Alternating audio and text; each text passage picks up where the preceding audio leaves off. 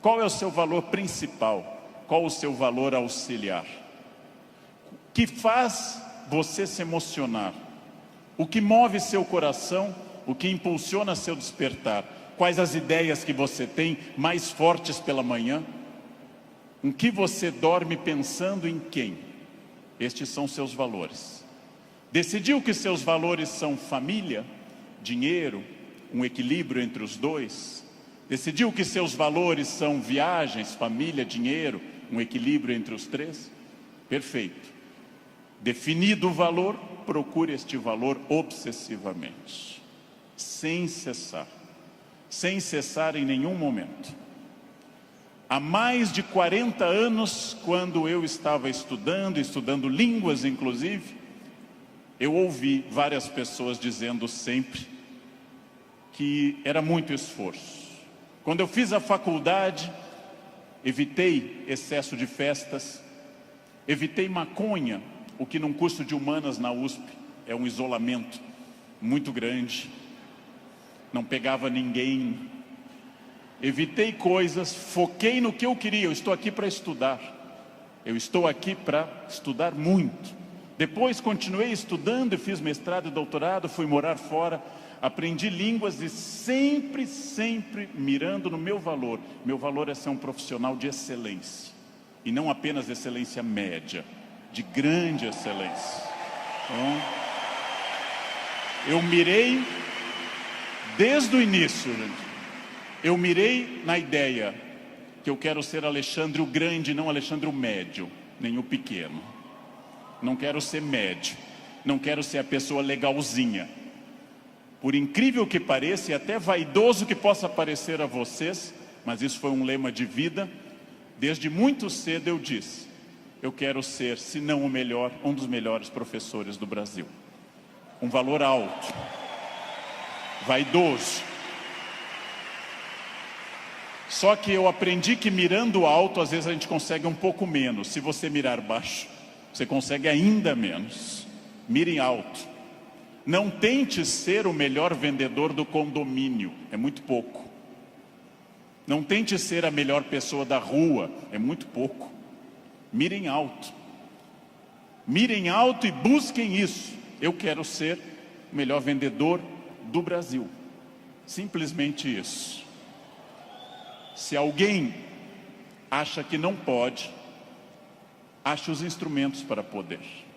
E aí um outro conselho importante. Querem saber quando está dando certo? Querem saber quando o projeto de vida de vocês acertou no valor? São aqueles semi-amigos. Semi-amigo é o inimigo que lhe abraça. Chegam a você e lhe dizem: você tem sorte, né? Nossa, você tem muita sorte. Prestem atenção nessa frase que o tio Leandro vai dizer. Sorte é o nome que o vagabundo dá ao esforço que ele não faz. Então, sorte existe, sim. Eu não controlo tudo. Eu não sou Deus, eu não controlo tudo. Por vezes eu estou em Congonhas, o avião tenta aterrissar e arremete. É para testar a força do esfíncter de vocês. Eu não controlo tudo, mas aquilo que eu controlo, e é bastante, eu sou sócio majoritário da minha existência, e para isso eu preciso de equilíbrio. Equilíbrio é fácil perceber quando está faltando. Se vocês não trabalharem, perderão a família. Se vocês só trabalharem, perderão a família também. Equilíbrio é um diálogo constante. Estou cuidando do meu corpo é funcional, o corpo tem que ser funcional. Eu tenho que sair do sofá sem auxílio de muitas pessoas. Eu tenho que ser capaz de subir uma escada sem tenda de oxigênio. O corpo tem que ser funcional até a idade que ele é funcional. Ou seja, equilíbrio é aquilo que nós estamos em plena crise. Estamos em plena crise. Só que há pessoas neste ano de crise que perderam, outras se mantiveram e outras prosperaram. Então não é a crise que faz diferença, é a sua reação diante dela. A crise veio para todos os 206 milhões de brasileiros. Há pessoas que afundaram, há pessoas que mantiveram o que tinham e há pessoas que hoje estão melhores do que estavam há algum tempo. É claro que hoje, no momento da crise, eu vou dar uma pista histórica importante. O que é crise? É quando eu tenho muitas perspectivas diante de mim. Só que a crise é aquilo que separa o amador do profissional. Todo mundo sabe dirigir numa boa estrada em dia de sol. Pouquíssimas pessoas sabem dirigir numa estrada com chuva à noite esburacada. A crise separa quem é bom de quem é ruim, o amador do profissional de quem veio o mundo a trabalho ou a passeio.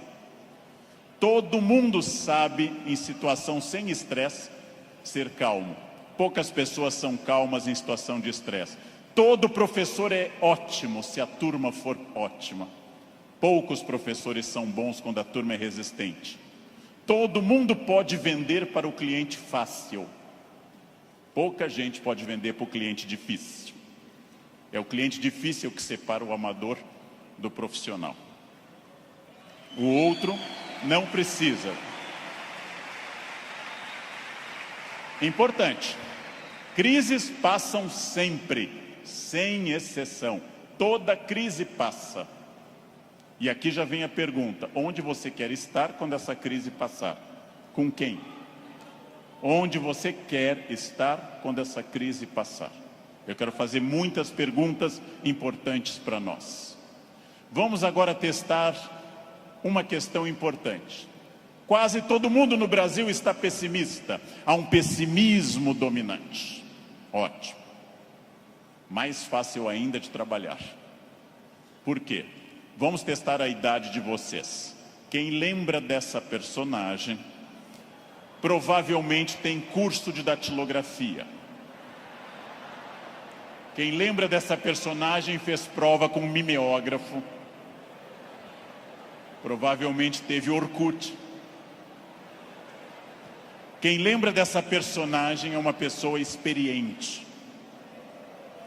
Essa hiena, um desenho animado da década de 60 e 70, a hiena Hard ficava dizendo: ó vida, ó céus, ó azar. Ela era pessimista, porém tudo que a hiena dizia que podia dar errado, dava. Ela era pessimista, mas ela acertava. Por isso que eu quero dizer a vocês que o pessimismo pode ter alguns valores. Ele nos dá uma amostra dos riscos. É importante ter um pessimista na equipe, mas no máximo um, apenas um, que é o que uma equipe tolera. Quando alguém chega e diz: nós vamos dobrar o capital, dobrar o número de clientes, nós estaremos em mais 30 países até o ano que vem, o pessimista diz: calma, não é tão fácil. Pessimista é importante para levantar problemas, mas agora eu vou mostrar uma imagem daquilo que eu acredito. No barco está a hiena pessimista dizendo: lógico, o continente está longe, a desidratação é certa, há tubarões, essa vela é ridícula, esse remo não vai levar a nada. Ele tem razão, a hiena tem razão. Mas observem uma coisa: o pessimista faz um bom quadro dos problemas, mas não está fazendo, para dizer uma coisa elegante para uma plateia distinta, não está fazendo sêmen algum para mudar isso. Não dá para ser mais direto que isso à tarde, não é? Bem,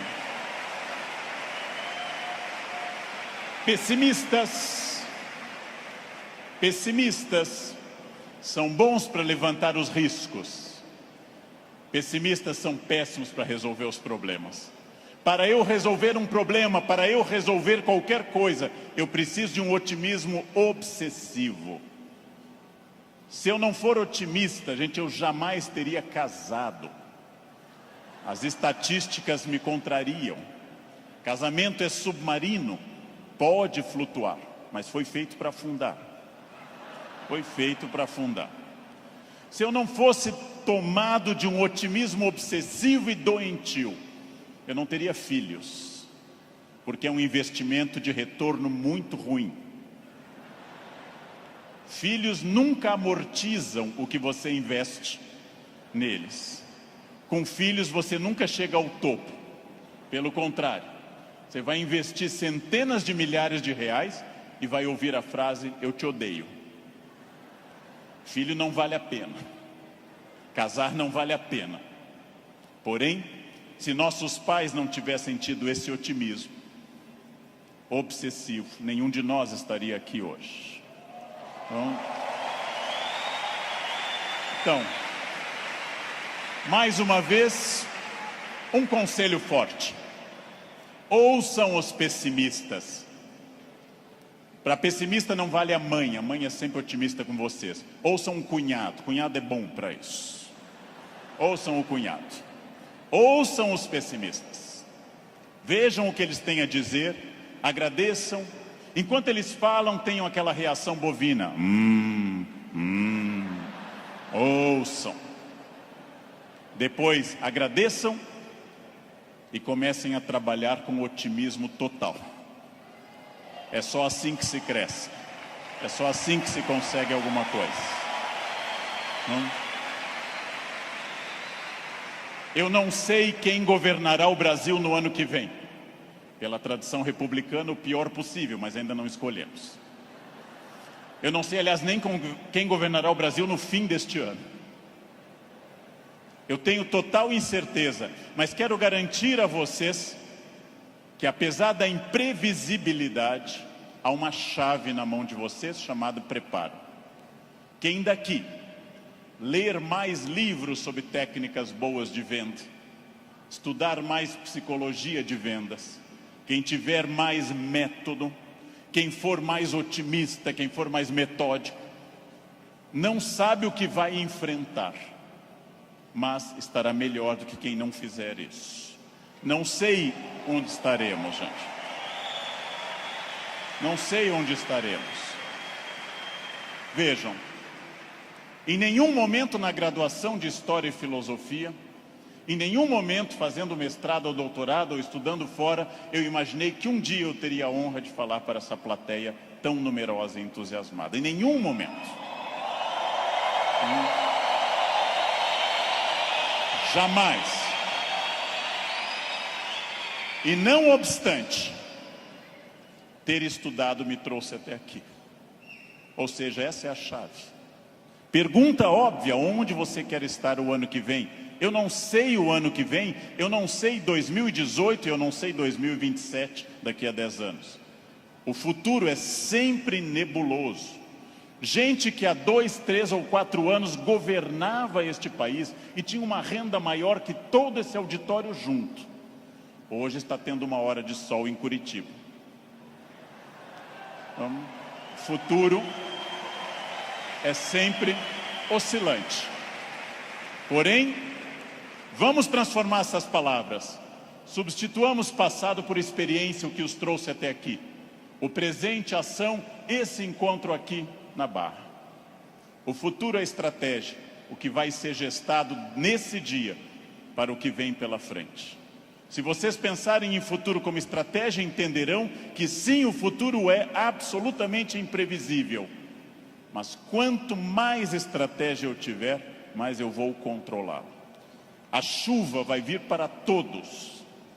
Quem souber nadar melhor vai sobreviver.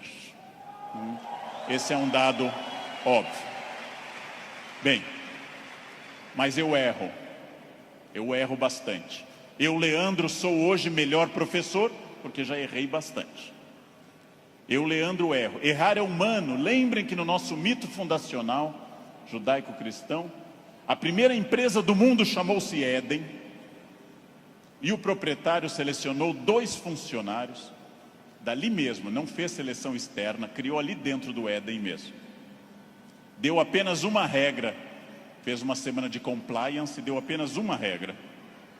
Só não pode comer uma fruta, o resto tudo pode. Foram lá e comeram.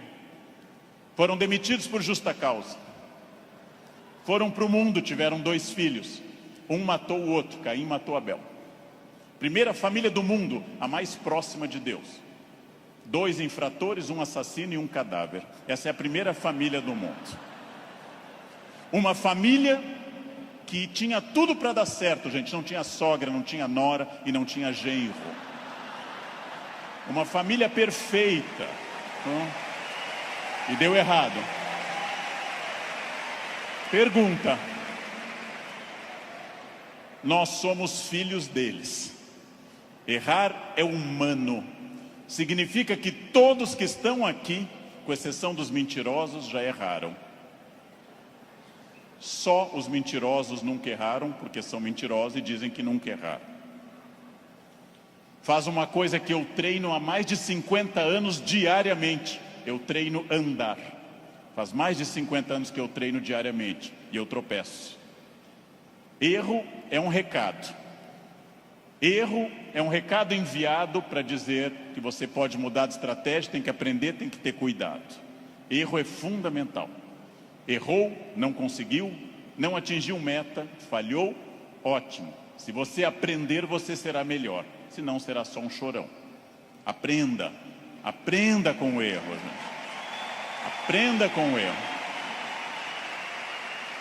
Erro lhe tira da zona de conforto. O que é a zona de conforto? É aquilo que me deixa satisfeito, feliz. Zona de conforto é aquilo que estraga o meu desafio. Ostra feliz, diz Rubem Alves, ostra feliz não desenvolve pérola. A pérola é a resposta da ostra a isso. Por que a ostra faz uma pérola? Porque um grão de areia a incomoda e ela reveste com madrepérola. Sem isso a ostra não produziria pérola. Zona de conforto é aquilo que lhe deixa repetindo. Eu caso, e caso como todo mundo com entusiasmo, querendo cuidar muito, fazendo muito afago e afeto, e vou ficando mais confortável no casamento, passo a ficar mais tempo no sofá, passo a usar moletom, passo a beijar minha esposa na testa, sinal claro de declínio erótico. Passo a chamar minha esposa de mãe, que é para não ter nada sexual mais, porque com a mãe ninguém tem nada.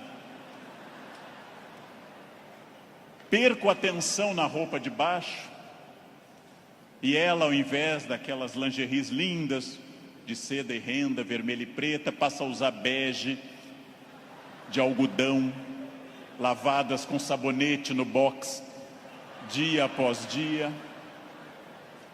E assim os dias vão se sucedendo e finalmente chegamos ao ponto mais baixo da relação. Os dois passam a usar croque. Acabou. Acabou.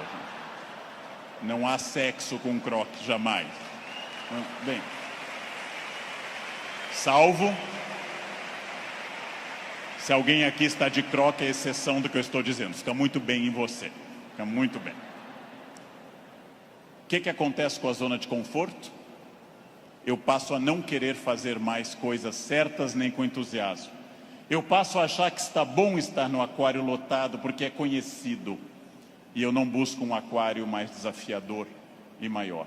Tudo o que te agrada te engana. Tudo o que te seduz e te deixa confortável te conduz à mediocridade. Quanto mais você tiver desafios, mais você vai responder a esses desafios. Zona de conforto é muito curiosa, porque ela significa o fim da luta. Saiam da zona de conforto. Pensem seriamente que tudo está em mudança, tudo está envelhecendo, tudo está passando, tudo aquilo que não está se expandindo está encolhendo. Tudo aquilo que não está melhorando está piorando. Isso é a realidade do mundo. Se você não mudar o seu negócio, alguém mais jovem e mais dinâmico vai mudar. Nesse momento, alguém está tendo uma ideia de vendas melhor que a sua. Isto significa que quem se dedica a ser um profissional precisa permanentemente levar em conta essa frase: mudar é difícil, me ensinaram os norte-americanos. Mudar é difícil, não mudar é fatal. Mudar é difícil, não mudar é fatal. Isso é fundamental, gente. Tem duas opções: enfrentar a mudança, enfrentar o desafio e pensar: esse ano eu consegui isso, que bom, e agora? Ah, mas eu já falo inglês. Ótimo. Qual o passo seguinte? Eu já consegui a minha casa, perfeito. Era esse o seu objetivo material? Qual é o passo seguinte nos outros objetivos? Não mudar é fatal. Protagonismo é quando eu entendo que a minha vida não mudou por causa dos astros. Não mudou porque Mercúrio estava retrógrado. Não mudou porque Saturno está sob meu signo. Mudou porque eu agi. Mudou porque eu fiz alguma coisa. Protagonismo é isso. Não é fácil tomar essa decisão. Não é fácil olhar além do horizonte e perder essa ação reativa de quem simplesmente acha está faltando isso, está faltando aquilo. Não é fácil. Não é fácil essa transformação. A visão além do horizonte pressupõe racionalidade, pressupõe previsão. E eu venho de um país que eu amo tanto, este Brasil, apaixonadamente, um país que não gosta de ser estratégico. Todos os dias eu pego avião, gente, todos os dias, como hoje de manhã, como agora à tarde. Todos os dias eu enfrento raios-x e pessoas que passam, aí tem o celular no bolso e voltam. E eu atrás dessa pessoa envelhecendo. E a pessoa passa de novo, as moedas e volta. A botinha cafona com taxinhas, volta. Depois de 10 vezes a pessoa passa, sem nenhuma estratégia. Chega à porta do Finger, a funcionária pede o documento e começa a procurar na bolsa ou na mochila o documento. Naquele momento, o meu já está em ângulo para mostrar para o funcionário. Essa pessoa acha o documento, entra no avião, vai até a metade e aí olha o seu ticket, 2A, e começa a voltar, contrariando a piracema que está indo para o fundo do avião. Estratégia é a capacidade de se antecipar à necessidade. Estratégia é estar pensando o seguinte: está dando certo a minha estratégia nesse momento? Ótimo. Está dando certo, já é passado. O que eu vou fazer no futuro? O que eu vou fazer para transformar isso? Racionalidade estratégica. Não existe destino. Eu sou das pessoas que compartilha da ideia que não existe destino. Existem acidentes para todos. O que eu faço com esse acidente me define. Leandro, você fala bem porque você é de aquário. Eu sou de aquário. Aquário é ar. Pessoas de ar falam bastante. Gêmeos também. Você é muito ciumenta, mulher, porque você é de escorpião. Escorpião é tomado pelos ciúmes. Mas que marido exemplar? É câncer. Câncer é água. Chora até a inauguração do supermercado. Mas que chefe autoritário? Áries. Ele é de Áries. É muito autoritário. Que secretária organizada? Virgem. Virginianos têm toque com ordem. Muito bem. Isso é pensamento mágico. Sabe o que é pensamento mágico? Acreditar que a minha vida é determinada por uma constelação na hora do nascimento. Sabem o que é vaidade, que também atrapalha? É ficar pensando agora, por que ele não falou do meu signo até agora? Isso é vaidade. Será que ele vai falar do meu signo? Isso é vaidade. Bem, superem isso. Superem essa ideia de sorte, azar, destino. Introduzam a ideia de decisão, estratégia e trabalho. Sartre diz, o filósofo que morreu em 1980, Sartre diz: não importa o que a vida fez de você. Pausa. Importa o que você fez com o que a vida fez de você. Não importa o que a vida fez de você. Importa o que você fez com isso. Você conseguiu aprender inglês porque sua família era rica e te levava para esquiar em Aspen, no Colorado? Ótimo. Tem outra maneira de aprender, na biblioteca pública com CDs de graça. Aspen é bom, Aspen é legal, mas não está impedido o acesso para outras pessoas. Não importa isso. A vida te deu 3 chances de sucesso material. Nascimento é a primeira. Quem nasceu de família boa, mas desprovida de recursos, já queimou 1/3 das chances. Família amorosa, mas sem CNPJ forte. Segunda chance, casamento. Quem casou por amor já queimou 2/3 das chances. Casar por amor elimina mais 1/3 das suas chances. Sobrou só um, gente. Só um caminho. Trabalhar. Trabalhar bastante. Ou casar de novo. Ou nascer de novo. Eu já me convenci que é trabalho, que queimei os 2/3 iniciais também. Tenho família amorosa e muito trabalho pela frente.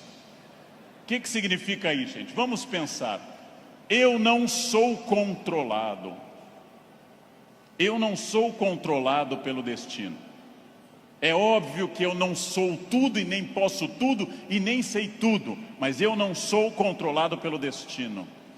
O primeiro exercício que eu quero que nós façamos daqui para frente é o seguinte: dentro do padrão do humano, eu não posso desejar imortalidade, está fora do padrão do humano. Tirando a rainha Elizabeth, ninguém é imortal no planeta Terra.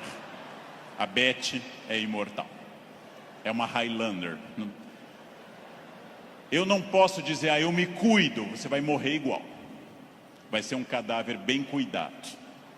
Eu hidrato a pele, vai ser um cadáver hidratado, bonito. Eu malho todos os dias, um cadáver definido, bonito também. Muito bem. A não ser que vocês queiram evitar Alzheimer, aí o meu conselho é: comam bacon, pururuca, banha. Isso evita Alzheimer. Vocês não chegarão à idade de desenvolver Alzheimer. Vão morrer antes. Bem. Não controlo tudo. Não controlo tudo. Não sou dono do universo. Não posso impedir a morte, que virá. Mas entre o nascimento e a morte eu controlo muita coisa.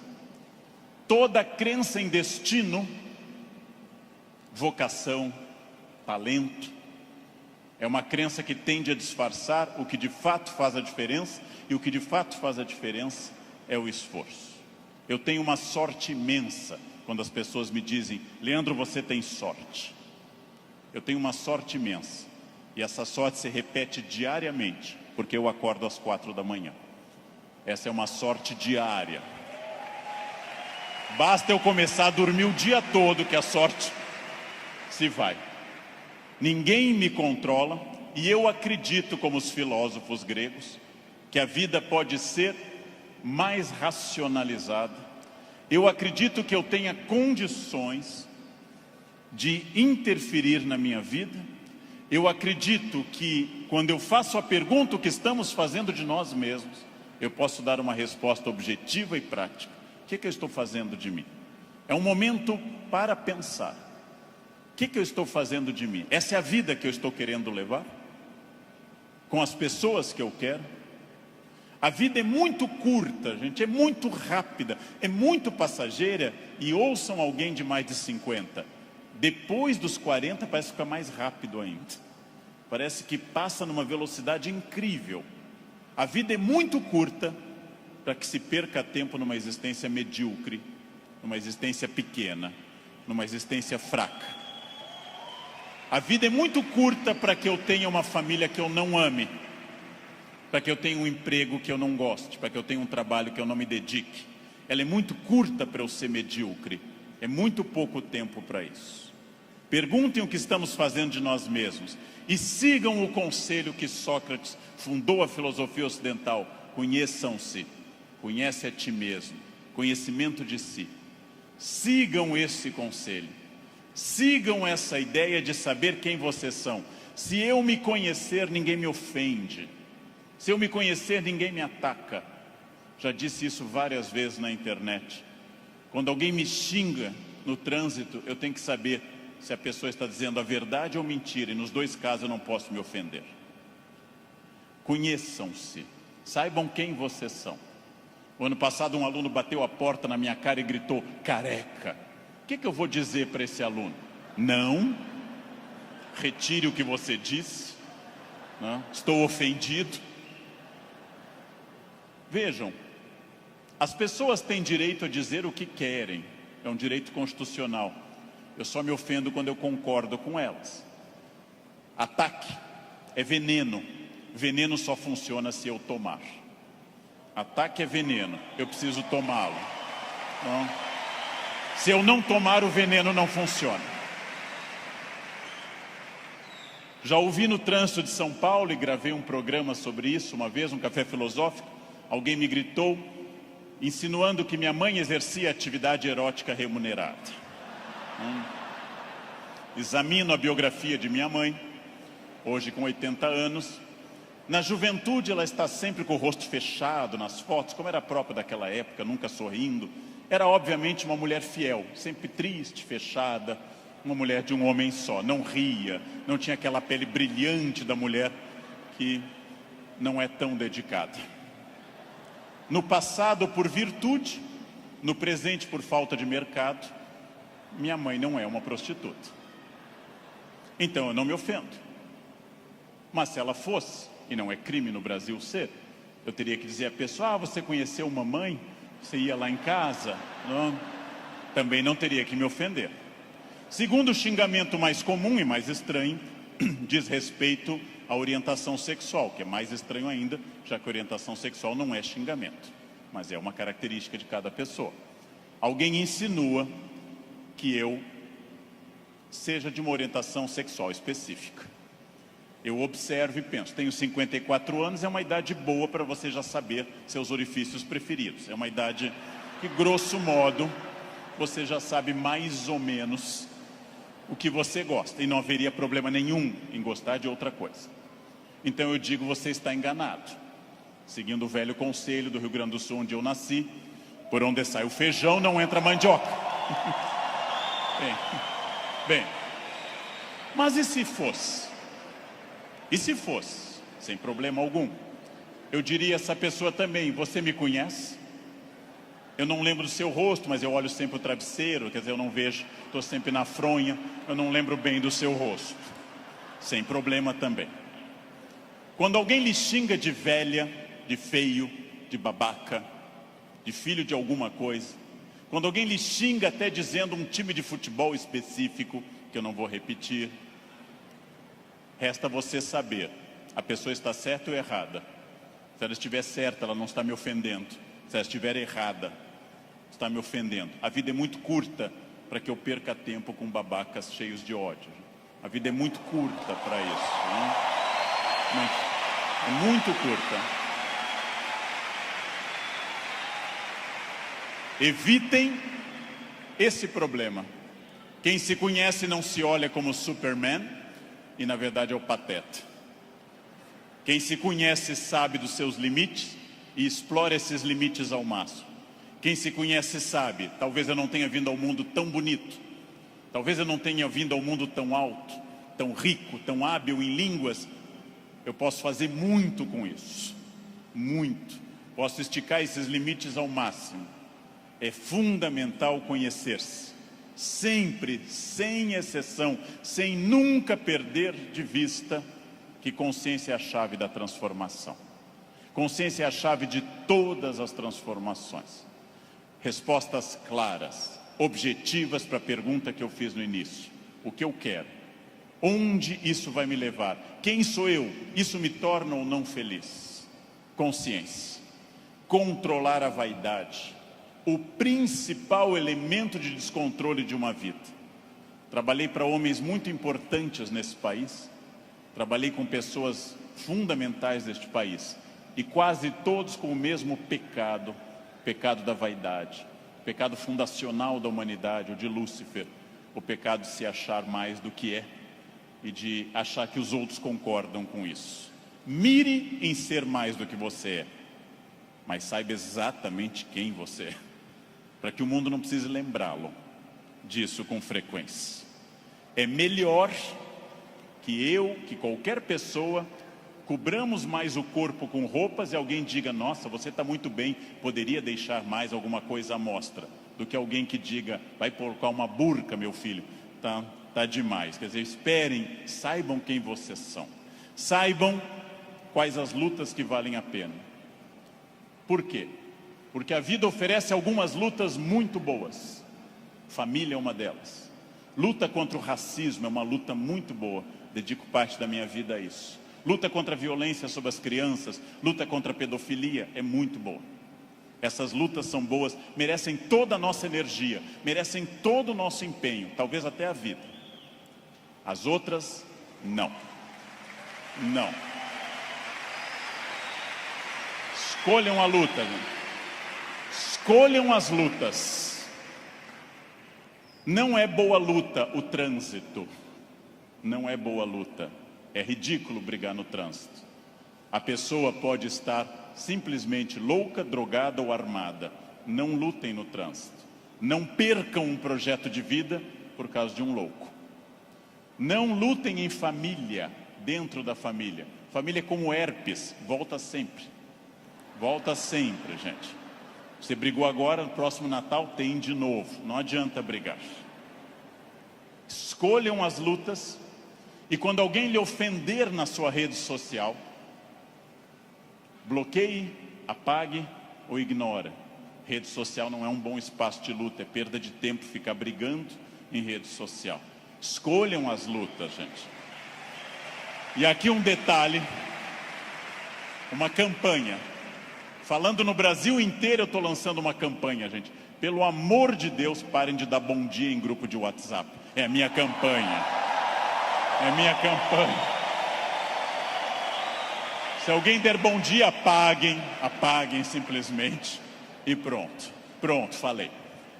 Escolham as lutas. O mundo inteiro hoje está centrado em duas coisas: parecer, através de redes sociais, e ter. Ter é bom, se representar que eu vou melhorar com isso. Ter para ser, ter para parecer é ruim. É bom eu ter conforto, é bom eu ter algumas coisas materiais, desde que eu saiba que elas servem à minha felicidade, e não eu sirvo as coisas. Ter e parecer não se confunde com ser. É uma palavra difícil, eu sei. É uma palavra complicada, essa tal de felicidade. Epicuro, filósofo, que eu adoro, dá uma norma muito clara. Viver não é um fardo. Não viver não é um mal. Logo, diz Epicuro que nós devemos honestamente morrer e honestamente viver. Como eu posso ter medo do que é inevitável? Viver é um desafio constante e diário, não é um fardo. Não posso acordar como um condenado, não é um fardo, é bom. E também honestamente aceitar essas coisas. Muito importante, contido nessa imagem de uma escultora norte-americana, Bob Carlyle, que eu adoro. Essa estátua chama Self-Made Man. Mostra com o talento da escultora, em bronze, uma figura de um homem esculpindo-se. É uma metáfora excelente para todos nós. Eu estou parcialmente pronto, mas eu não sou perfeito. Perfeito quer dizer em latim, feito até o fim. Perfectum, feito até o fim. Eu não sou perfeito. Eu sou perfectível, eu estou em processo de transformação, eu sou uma pessoa crescendo a cada instante. Eu tenho partes completamente prontas, outras que precisam de melhoras e outras que precisam ser criadas. Eu não estarei pronto até o fim. O jogo termina apenas no fim, construir-se. Qual é a parte que me falta? Qual é a parte que eu preciso melhorar? Qual é a parte que eu tenho que transformar? Talvez eu seja muito bom quanto a horários, quanto a sair da cama, mas eu sou bom quanto a resiliência, ou seja, enfrentar as pequenas crises cotidianas. Eu sou bom com resiliência e com horários, mas sou muito irritadiço. Tenho que trabalhar isso no meu autoconhecimento, num processo de psicologia, tenho que trabalhar minha irritação. Eu tenho partes a serem melhoradas. Meu português não é bom? Leia, aprende, estude. Eu tenho partes a serem melhoradas. É isso que nós chamamos de construir-se, fazer-se, tornar-se melhor. Não acreditar naquela síndrome de Gabriela, cravo e canela. Eu nasci assim, eu sou sempre assim. Gabriela, não existe isso. Não existe nada que eu não possa transformar dentro do padrão do humano. Construir-se. fazer algo novo, fazer uma ideia nova, interferir no meu corpo, na minha renda, na minha família. Freud morreu em Londres fazendo essa pergunta nos seus 2 últimos anos de vida, 1938 e 39. O que as pessoas buscam tanto a infelicidade e quando encontram, ficam admiradas como se fosse uma coisa surpreendente? Por que as pessoas mantêm uma família difícil, em ambiente difícil? Por que fazem programas ruins, estressantes? Porque ano após ano repetem o mesmo erro. E depois, quando vem a infelicidade, na forma de insônia, ansiedade, depressão, angústia, elas ficam surpresas. O que houve com a minha vida? Houve o que você fez. Houve o fruto do seu projeto. Houve a sua ação, houve a sua mão neste cinzel. Trabalhem. Uns têm que trabalhar mais. Uns precisam um esforço maior. Tem gente que anda 5 minutos na esteira e define abdominais. Eu tenho raiva dessa gente. Tenho raiva.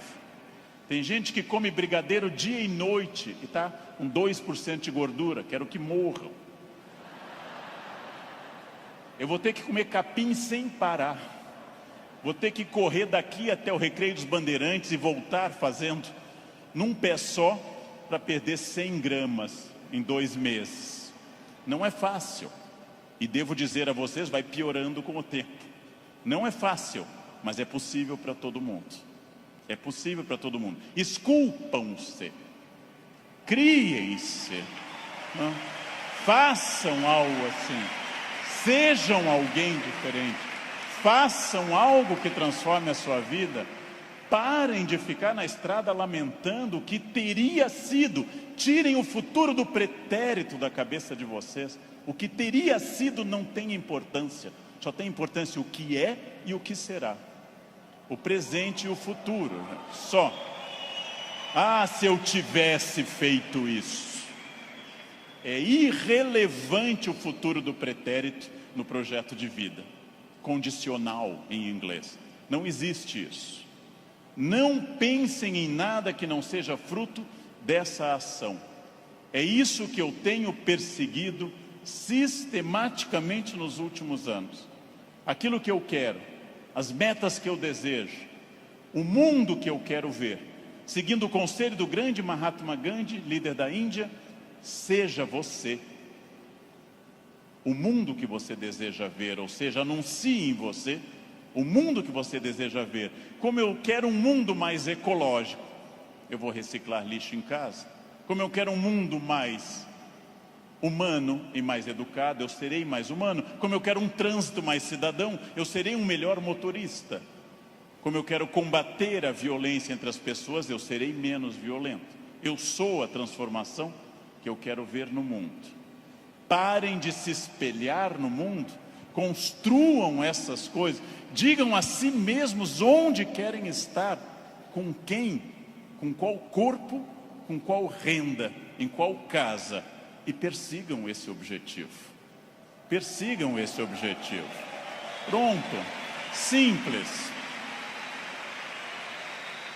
Num livro que eu acabei de ler, conta o autor que o grande pianista deu um concerto aqui no Rio, Arthur Moreira Lima, que eu admiro muito, tocou maravilhosamente Chopin, e ao final uma senhora simpática chegou e disse a Arthur Moreira Lima: nossa, eu daria minha vida para tocar como o senhor toca.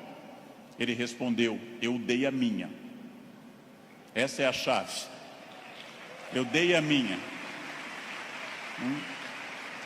Eu dei a minha vida significa eu fiz todo o esforço para isso. De novo a pergunta com a qual eu iniciei essa fala. Você é feliz? Esse grupo respondeu com entusiasmo que era feliz. Perfeito.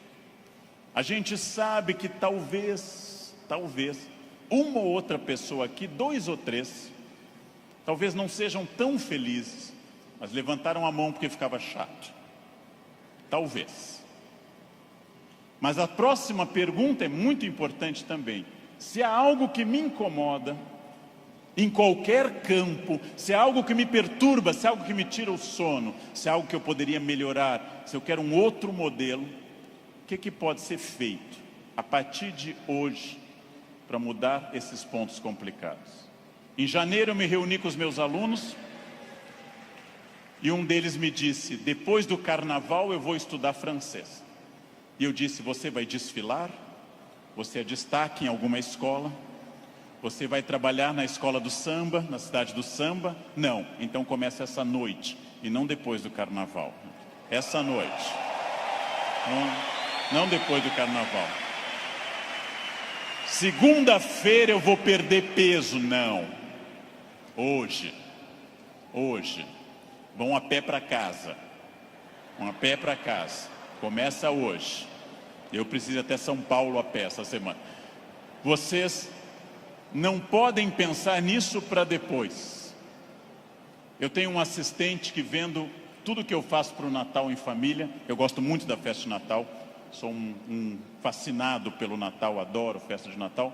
Ele disse: nossa, como eu gostaria que o Natal fosse assim lá em casa. E eu perguntei: e o que você acha que acontece para ser assim na minha casa? Anjos descem dia 24 e trazem a ceia e as atrações prontas, ou você me vê desde outubro no telefone indo atrás disso? O Natal será o que você quiser que ele seja. Será o que você quiser que ele seja. Se o seu Natal é depressivo, se o seu Natal é aquele que toca Jingle Bells e você chora, se o seu Natal é depressivo, é uma escolha sua, respeitável. Você gosta de Natal assim. Se o seu Natal é alegre, é uma escolha sua. Isto vale para tudo que vocês decidirem. O que pode ser feito para mudar os pontos complicados? Onde eu posso transformar quem eu quero ser daqui para frente? Eu digo isso sabendo que é fácil dizer e é complicado fazer. E o que eu ganho se eu for estratégico, consciente? O que eu ganho se eu tiver autoconhecimento? Estou recapitulando o que eu falei. E o que eu ganho se eu fizer as perguntas certas e me esforçar para atingir esse objetivo? A resposta disso é óbvia, é a vida plena. O que é uma vida plena? É a vida que eu controlo de acordo com a minha felicidade. Pessoas não plenas são aquelas que dizem que são levadas. Não dei sorte. Tentei, mas foi assim. Minha família não é uma família de sucesso. Eu tentei, mas não era o que eu queria. Não, você não tentou suficientemente. Acontece que, para conduzir a uma conclusão, tem uma coisa terrível. O fracasso é uma das coisas mais confortáveis que a espécie humana inventou. O fracasso é agradável, me tira toda a responsabilidade. Não dei certo, fui à falência, adquiri um vício, eu bebo até cair. O fracasso é super confortável, porque ele me faz parar de lutar. No momento que eu paro de lutar, eu me sinto tranquilo. O fracasso é um quarto confortável, o sucesso é um quarto desafiador. O fracasso é uma coisa que agrada a maioria das pessoas, por incrível que pareça. Por isso tanta gente gosta do fracasso. Por isso tanta gente fica no fracasso. Por isso que tanta gente leva um casamento ruim 30 anos. Fica num emprego ruim 30 anos. Não faz uma coisa certa uma década inteira e pensando: não deu. Porque isso é confortável. É confortável. E aí volto à pergunta que eu fiz aos senhores desde o início. Volto a essa pergunta fundamental. De fato, o que eu quero? Quem eu sou? Onde eu quero chegar? Com quem eu quero chegar? Quais são meus objetivos? Se eu tiver consciência profunda, eu transformo por completo. Então, a primeira pergunta vocês já deram a resposta. E deram a resposta antes de ouvir o que eu tinha para falar. Todos aqui são felizes. Ótimo. Perfeito. A segunda pergunta é mais complicada. É a pergunta para deixar para vocês pensando nessa linda tarde de domingo. Quem daqui quer, nos próximos 10, 20 ou 30 anos, quem daqui quer continuar sendo feliz, com êxito e feliz? Bem, Melhor ainda, eu também, eu também. Melhor ainda, agora vai começar o primeiro dia do resto da vida de vocês. Agora começa a parte mais importante. Esqueçam o que passou. Esqueçam o passado. Esqueçam tudo que veio até aqui. Reinvente-se. Reconstrua. Faça dessa vida um espaço completamente diferente. Fácil. Sua vida vai continuar sendo muito feliz. Não se acostume ao fracasso. Acostume-se à felicidade. Desafiem-se. Sejam melhores. A vida só vale a pena se ela for intensamente vivida e intensamente aproveitada dentro desses objetivos. Por que que eu sei isso? Porque é o que eu faço aqui hoje, inclusive. Então, muito obrigado pela atenção de vocês. Muito obrigado. Obrigado. Muito obrigado.